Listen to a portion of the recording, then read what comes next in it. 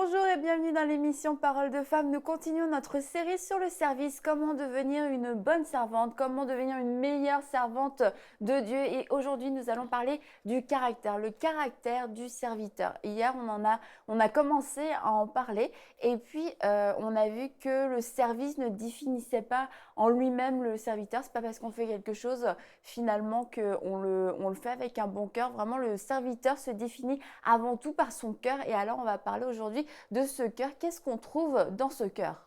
Bien, premièrement, Annabelle, on trouve dans le cœur du serviteur l'humilité. Et je crois vraiment la première personne à qui on doit regarder, comme de raison, c'est Jésus. Et Jésus s'est dépouillé de tout. Et donc, Jésus était la personne la plus humble qui a probablement marché sur la terre. Et donc, il a servi avec humilité parce qu'on sait qu'il a quitté son glorieux ciel, il a quitté la gloire, il a tout quitté pour venir sur la terre et pour se rendre serviteur de tous. Donc, vraiment, la caractéristique première est super importante.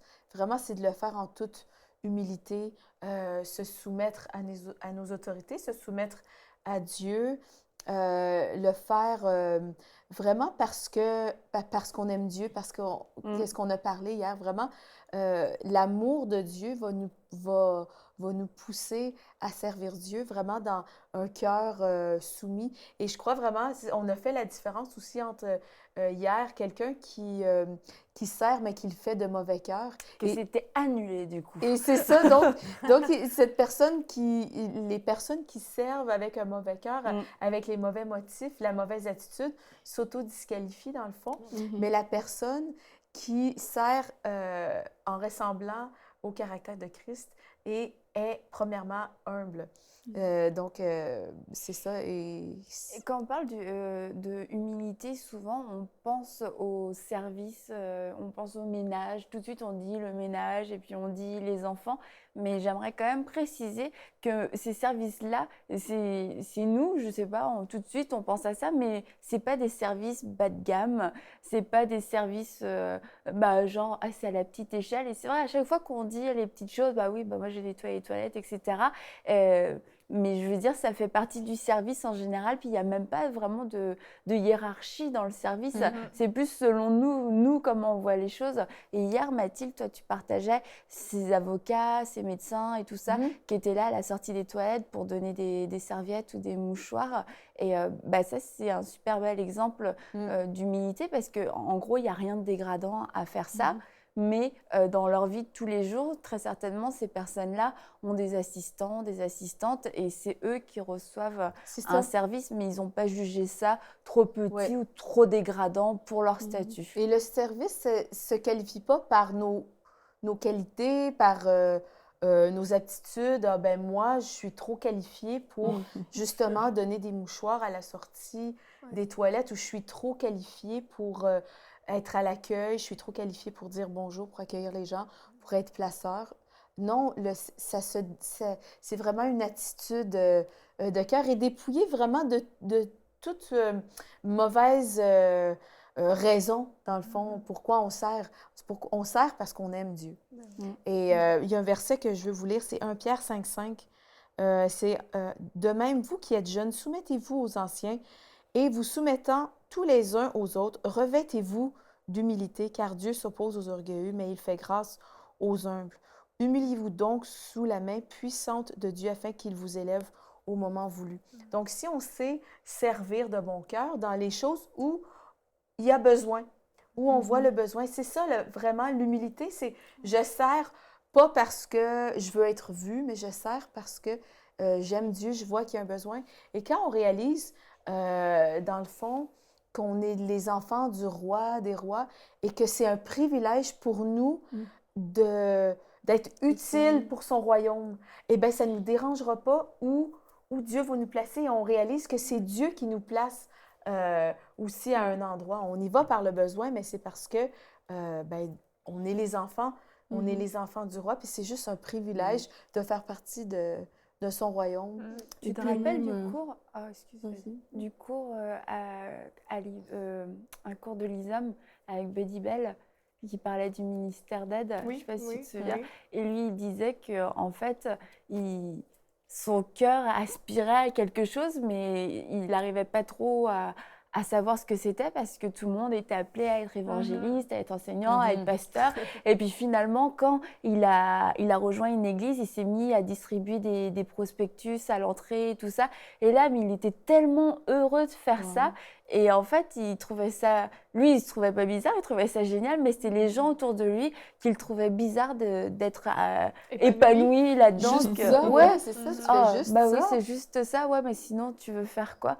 Il dit, bah non, je veux servir Dieu. Et il le disait, c'était très drôle, mais d'un autre côté, ça montre en fait que bah, la mauvaise image du service qu'on peut avoir et ce manque d'humilité qu'on a pour nous-mêmes, on peut le projeter dans la vie des autres. Et puis quelqu'un qui va être heureux de rendre un service, de pouvoir servir dans l'église, eh bah, on va le regarder avec mépris. Puis ça fait que bah oui, il y a ces tâches-là, il y a des tâches que plus personne ne veut faire parce que aux yeux même des gens dans l'église, c'est des tâches subalternes. Mais c'est Ça parce se dit que subalterne, oui. c'est peut-être parce que des gens ont une trop haute opinion d'eux en fait. Et le serviteur n'a pas une trop haute opinion de lui parce qu'il est là pour servir. C'est écrit dans la Bible en plus, ça. Ouais, c'est vrai. Il n'estime pas que son rang social ou bien, je ne sais pas, le rend inapte à certaines choses. Parce qu'il est là pour servir, donc il est là pour être soumis, il est là pour obéir, il est là pour être une aide pour les personnes qui sont dans son entourage. Donc moi, je pense que vraiment le cœur du serviteur, oui, c'est un cœur humble, c'est un cœur dépourvu de tout orgueil, parce que l'attention n'est pas focalisée sur nous. L'attention est focalisée vraiment sur les autres. C'est ça, service, c'est apporter quelque chose aux autres pour le bien commun, mais c'est vraiment apporter quelque chose. Donc, c'est enlever ce regard qu'on a sur nous, parce que comme Mathilde a dit, Dieu résiste aux orgueils. L'orgueil veut toujours mettre le moi en avant. L'orgueil veut toujours que voilà, c'est moi, je ne peux pas faire ci, je ne peux pas faire ça. Tout le monde est mieux placé pour faire ça, sauf moi, parce que c'est dégradant. Ça, c'est l'orgueil. Mais celui qui ne regarde pas les choses avec, je ne sais pas, condescendance, je ne sais pas, avec une façon un peu dégradante, ça, c'est quelqu'un qui est apte à servir. Et là, tu disais que parfois, on regarde les gens avec mépris quand ils font certaines tâches, mais c'est vraiment des personnes qui ont le moi rempli. Parce que moi, je pense que le bon serviteur rend le service aussi contagieux quelque part. Parce que quand quelqu'un sert de tout son cœur, franchement, ça donne envie. Ça donne envie de servir aussi. Et je pense que c'est l'attitude qu'un serviteur devra avoir. C'est vraiment... ce qu'on m'a demandé de faire, je le fais avec tout mon enthousiasme, je donne tout ce que j'ai pour que cette tâche soit accomplie vraiment de la meilleure des manières possibles. Et pour ça, il y a un ordre qui a été installé au niveau de l'Église, vu qu'on est dans ce cadre-là. Il y a des autorités devant moi, donc je dois obéir à ces autorités. Ça fait partie du package du serviteur, j'ai envie de dire. Il doit obéir à ses autorités, il doit être soumis aux règles de la maison, à tout ce qui se passe, aux process qui ont été établis, et il doit faire preuve de beaucoup il doit prendre des choses sur lui, parce qu'il y a des personnes... Oui, il y a l'initiative, ça c'est Force de proposition. Wow, c'est bon ça. T'as des bonnes idées. Vas-y, excuse-moi, continue. Bon, parce que moi, je dis, il y a un point, il y a des personnes qui viennent avec un cœur pour servir, mais qui sont trop irritables. On m'a dit si, je ne peux pas continuer et tout. Mais un serviteur, c'est quelqu'un qui sait accepter la critique. C'est quelqu'un qui sait que tous les jours, on ne va pas forcément me parler comme je veux. Il y a peut-être quelqu'un qui peut se fâcher contre moi. Le serviteur comprend qu'il n'est pas... Il n'est pas dans un monde où tout est rose, quoi. Il est dans un monde où on donne le mieux qu'on a vraiment pour que les choses avancent. Donc, ce n'est pas au premier comment on dit ça quand deux personnes se... Altercation. Ouais, ce n'est pas à la première altercation qu'on dit ciao, ciao, bye, bye. Non, on est là pour servir, on reste là. Le service, ça forme le caractère. Hein. C'est ça, ouais. Tu as l'air de savoir de quoi tu parles. Non. Non. Mais c'est vrai que ça forme le caractère parce que à la fois on se frotte avec des gens et puis aussi on apprend à marcher dans la soumission et pour quelquefois des petites choses et puis ça permet de s'évaluer. Mais il n'y a vraiment pas de place pour l'orgueil dans le service. Hein. Sinon, si les personnes qui sont remplies d'orgueil sont émondées assez rapidement dès qu'on se frotte. Là, émondées ou éliminées. Bah oui, soit tu changes en fait, soit tu arrêtes de servir parce que ça devient insupportable pour ta chair. C'est ça. Et on parle des petites choses, de voir les choses comme dégradantes, etc. Mais aussi, on peut faire manquer d'humilité dans le sens où on prend notre vérité sur nous-mêmes comme étant la vérité absolue, quand Dieu nous demande aussi de le servir en faisant des choses qui nous dépassent complètement. Là, c'est pas « j'ai pas envie de le faire parce que moi, je me sens au-dessus », c'est « ah non, je veux pas le faire parce que je suis pas à la hauteur de le faire ». En fait, c'est une forme d'orgueil que de se dire qu'on est mieux placé que Dieu pour pouvoir décider ce qui est le mieux pour notre vie. Et là, le serviteur est aussi prêt à faire des pas de foi. Oui, c'est vrai. Parce qu'en fait, ne pas accepter ce que Dieu nous a demandé, c'est penser qu'on va le faire de nous-mêmes. Alors que quand on sert aussi, c'est parce que c'est Dieu qui a mis des aptitudes en nous, il a mis des choses en nous pour nous permettre de le faire. Ça ne veut pas dire que nous, on le voit forcément, parce qu'il y a des gens on les voit, ils sont aptes, ils sont qualifiés, mais parfois c'est le manque d'assurance, parfois c'est des choses avec lesquelles on a grandi qui font en sorte que... Ici, il n'y a personne qui souffre de ça, en tout cas. J'aime ton ironie. Mais c'est vrai, c'est parce que parfois on se voit au-dessous de comment Dieu nous voit. Dieu nous voit capables de réaliser de grandes choses, mais nous, on se voit tout petit et du coup, on refuse d'aller vers ce à quoi Dieu nous a appelés. Mais moi, je pense que c'est une erreur parce que au final, quand on est un enfant de Dieu, on comprend que ce n'est pas par notre force. C'est vraiment Dieu qui fait les choses. C'est Dieu qui nous donne de poser certaines actions. C'est Dieu qui nous donne de prendre certains pas. Et c'est ça qui fait la différence au niveau du service, finalement. C'est pas parce qu'on a trop bien fait les choses, ou bien c'est vraiment parce que Dieu nous a donné cette capacité. Ça ne vient pas de nous, elle vient de Dieu. Et c'est ça qui fait la différence pour moi au final. Et lorsqu'on sert Dieu, on va le servir au contact de d'autres personnes aussi. Et on parlait de soumission, on parlait de l'Église. Et du coup, le serviteur, s'il veut persévérer après avoir été émondé de l'orgueil dans le service, ça demande de la loyauté et de la persévérance pour continuer dans les bons, dans les mauvais moments, surtout dans les mauvais. De toute façon, la valeur d'un service, c'est ça va être notre capacité à la pérenniser. Tout à l'heure, tu parlais d'humilité. Mais un des principaux obstacles à la persévérance, c'est le manque d'humilité. Parce que justement, on a été un peu froissé dans son petit orgueil, ou parce qu'on se sent au-dessus de la tâche, ou parce que toutes sortes de raisons qui prouvent qu'on a un problème d'humilité vont faire qu'au bout d'un moment, on va dire regarde, je vais passer à autre chose. Et du coup, on ne va pas être persévérant. Donc si on arrive à passer au travers de tout ce que vous avez dit, Dieu va nous éprouver par toutes ces choses et on va montrer notre amour pour l'Église aussi. Quand dans la Bible, il y a un verset, je n'ai pas la référence, malheureusement, ça me revient comme ça. Le zèle de ta maison me dévore. On est zélé pour la maison de Dieu. Et j'ai dit, tout à l'heure, vous parliez de tâches dégradantes, mais je me dis, on n'a pas... Comment dire, quand tu es chez toi et puis qu'il y a un pot de confiture par terre, c'est pas dégradant de le nettoyer, même si tu es un PDG. C'est pas à moi de le faire. Mais non, mais il n'y a pas de notion de dégradant, pas dégradant. Ce qui va faire que tu considères... d'utilité, de besoin. C'est ça. Quand tu es chez toi, il n'y a pas de dégradant, pas dégradant. C'est quand tu es à l'extérieur et que tu es soumis au regard des autres que c'est dégradant, parce on s'attend à ce que les tâches soient accomplies par des gens qui sont appointés pour le faire. Alors que chez toi, tu le fais. Il faut le faire, il faut le faire. Tu as une ampoule à changer, tu la changes, tu vas chercher. Tu n'attends pas que quelqu'un vienne te changer ton ampoule ou ramasser le pot de confiture dans la cuisine. C'est pas dégradant, ça va même pas te traverser l'esprit de dire je ne vais pas ramasser la confiture, c'est pas à moi de le faire. Oui, tu es chez toi. Et je veux vraiment, il y a une notion, le zèle de ta maison me dévore vis-à-vis de la maison de Dieu. On a un amour pour la maison de Dieu parce que c'est chez nous. C'est chez nous, il y a une appropriation de la maison de Dieu. Et quand on considère que la maison de Dieu, c'est la nôtre, que l'Église, c'est chez nous, eh ben, on va faire les choses parce qu'il faut qu'elles soient faites.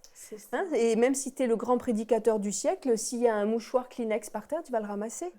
Même si tu ne vas pas dire, je ne vais pas ramasser. Mais non, tu as un Kleenex en plein milieu de l'entrée, tu vas te baisser, tu vas le ramasser. C'est chez toi, tu le fais. Et quand on a cette mentalité-là, c'est sûr que c'est plus facile d'être persévérant dans nos tâches. hein. Et la loyauté, c'est aussi un autre point qui est important. Tu disais la persévérance et la loyauté. La loyauté, ça laisse entendre que on doit être fidèle à ceux qui sont au-dessus de nous, à notre Église. Et assez récemment, là, j'ai vécu une circonstance où il y a des gens qu'on pensait être des gens persévérants et zélés pour la maison de Dieu, qui se sont montrés d'une parfaite déloyauté. Et c'est un critère du serviteur. Tu dois être loyal. La loyauté, s'il n'y a pas de loyauté, tu ne peux pas être fidèle. Tu peux pas prétendre être fidèle en étant déloyal. Mais ça va ensemble. Hein? Ça va ensemble. Tu ne peux pas prétendre être zélé et que le zèle de la maison de Dieu te dévore si tu es déloyal.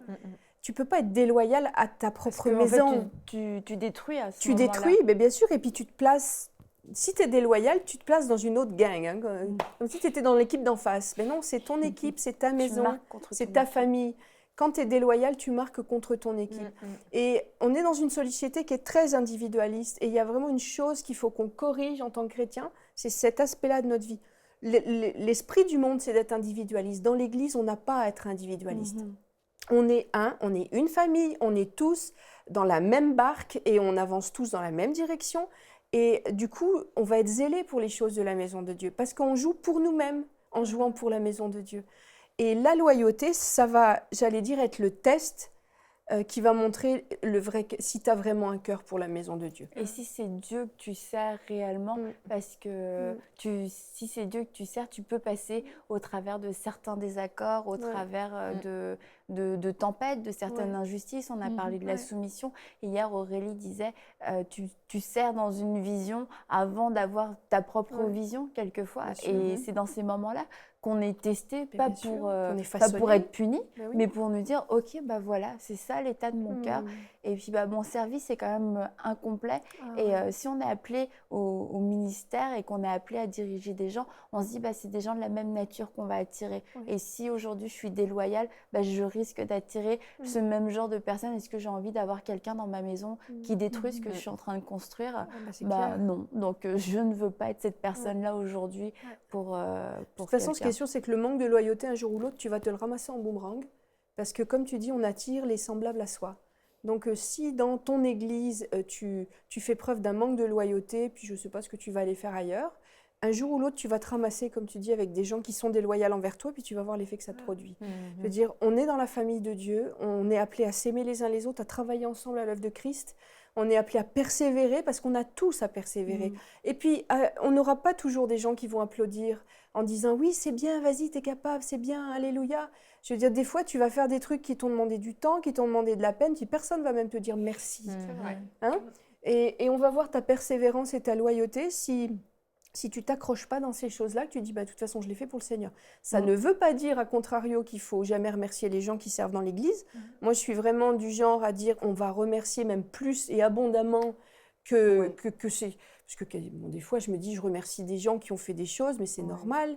C'est normal, oui. Mais dire merci, ça n'a jamais écorché une bouche et ça a toujours réjoui un cœur. C'est clair, tu as des gens, tu as l'impression qu'ils disent merci, ça c'est saigne. On dirait qu'on leur arrache un petit bouchon, tu sais.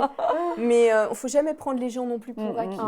Parce qu'il y a l'inverse de la médaille, c'est-à-dire qu'on considère que tout le monde doit servir dans l'Église, que c'est normal, qu'on doit être humble. Alors du coup, il y a des gens qui vont avoir le talent pour éprouver les autres dans ces qualités-là.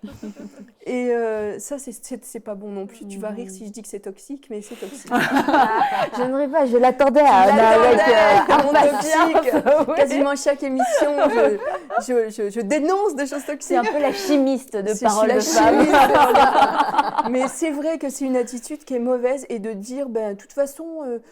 je vais éprouver son humilité, puis s'il passe au travers, s'il est persévérant, c'est qu'il est vraiment appelé de Dieu. Puis ça, franchement, je vais vous le dire honnêtement, je trouve que c'est complètement idiot de faire ça. Vraiment. Voilà, c'est dit. Nous avons notre phrase clé de cette émission. C'est idiot. C'est idiot, puis c'est pas bon, c'est pas gentil, c'est pas conforme à l'amour du prochain.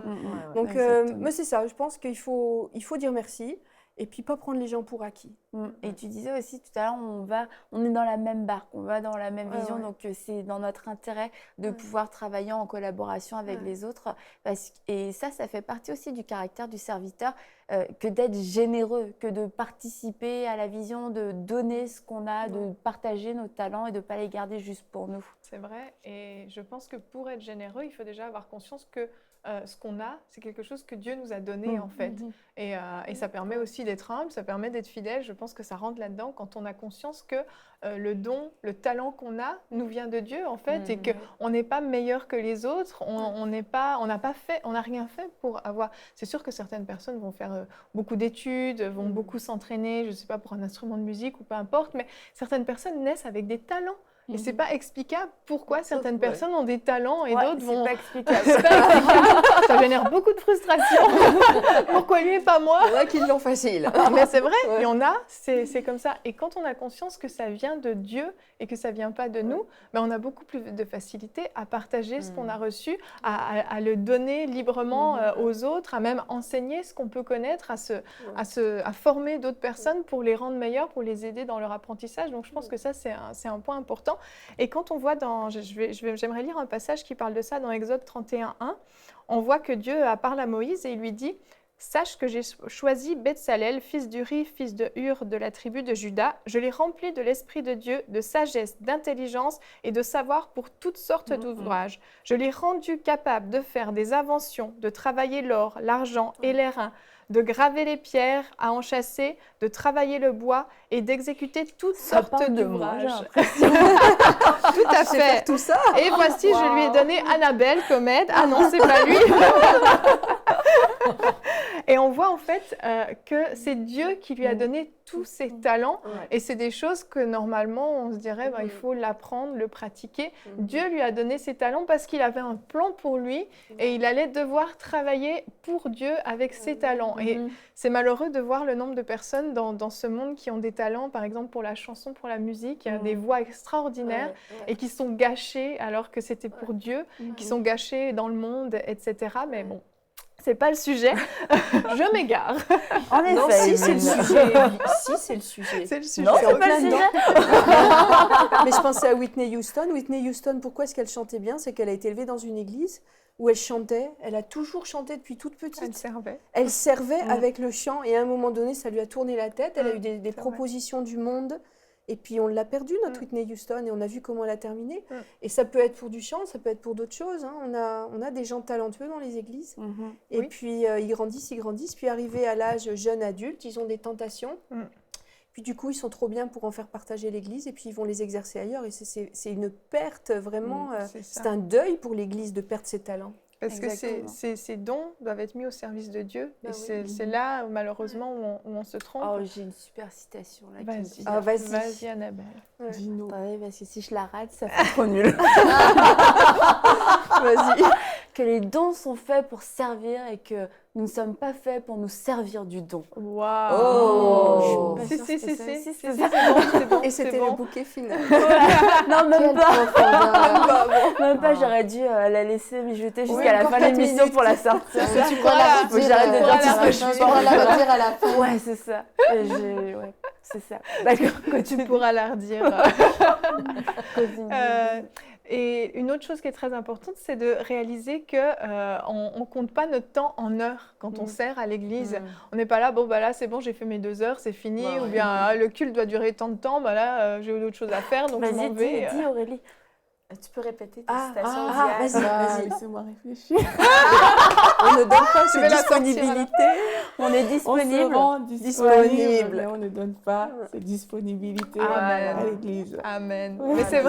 Mais c'est vrai parce que c'est comme l'appellation bénévole dans l'église. C'est vrai qu'on souvent on dit c'est des bénévoles, mais quand on est bénévole, c'est comme si on doit quelque chose aux bénévoles, alors que le terme serviteur, je trouve, est beaucoup plus adapté parce que c'est des serviteurs, c'est des gens qui servent, qui donnent leur cœur et on leur doit rien en retour au fond parce que c'est Dieu qui va les rémunérer. C'est pas au pasteur de devoir quelque chose à leurs bénévoles.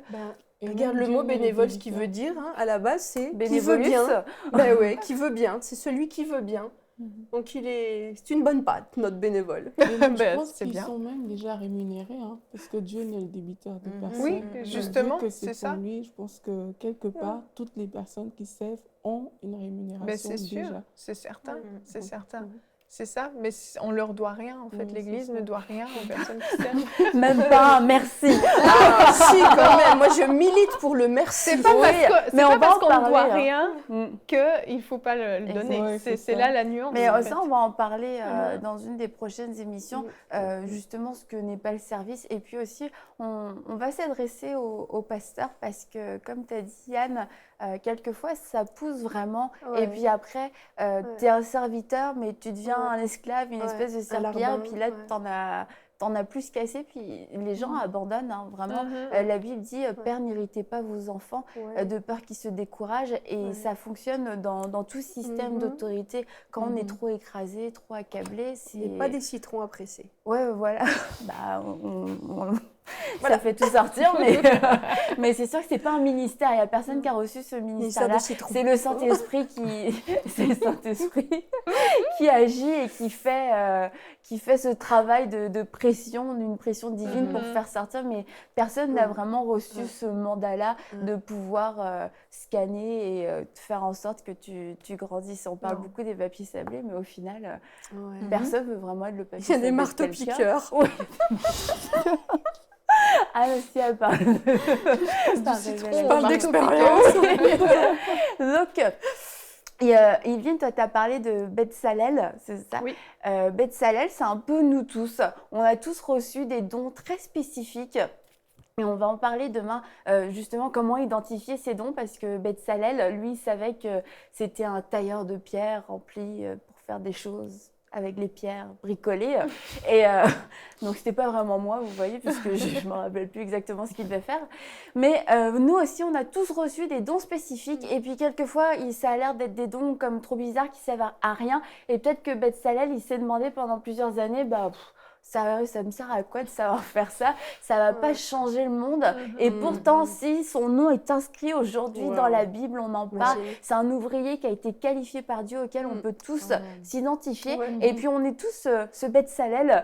Et demain, on va apprendre comment identifier nos dons, comment savoir ce qu'on doit faire. C'est sûr, on est serviteur, on est disponible. Mais c'est bien d'être... Dieu veut nous utiliser aussi dans ce qu'on sait faire. Parce que tant qu'à faire, si on fait de la cuisine, autant savoir cuisiner plutôt que de faire des travaux et de ne pas savoir poser une vis. Dieu fonctionne pas à l'envers. On peut tout faire, on dit je peux tout faire, mais je suis un peu meilleure pour ça. Et ça, il y a des personnes... Vous ne savez pas dans quoi vous êtes meilleur, vous dites moi je n'ai pas reçu de don particulier et je vous assure que demain vous allez savoir quel est votre don. Et cette émission là qu'on va finir aujourd'hui, vraiment réécoutez-la et prenez-la comme un espèce de test d'auto-évaluation. Est-ce que je marche dans l'humilité? Est-ce que je marche dans la persévérance? Est-ce que j'ai fait preuve de loyauté ou de déloyauté? Et vraiment remettez-vous juste devant Dieu et laissez-lui vous remontrer certaines situations, vous enseigner et puis aussi vous façonner et vous faire grandir parce que ça, c'est l'œuvre du Saint-Esprit et ce n'est pas l'œuvre d'un homme. Alors, on se dit à demain pour une prochaine émission de Paroles de Femmes. Envoyez-nous votre témoignage à paroledefemmes@enseigne-moi.com.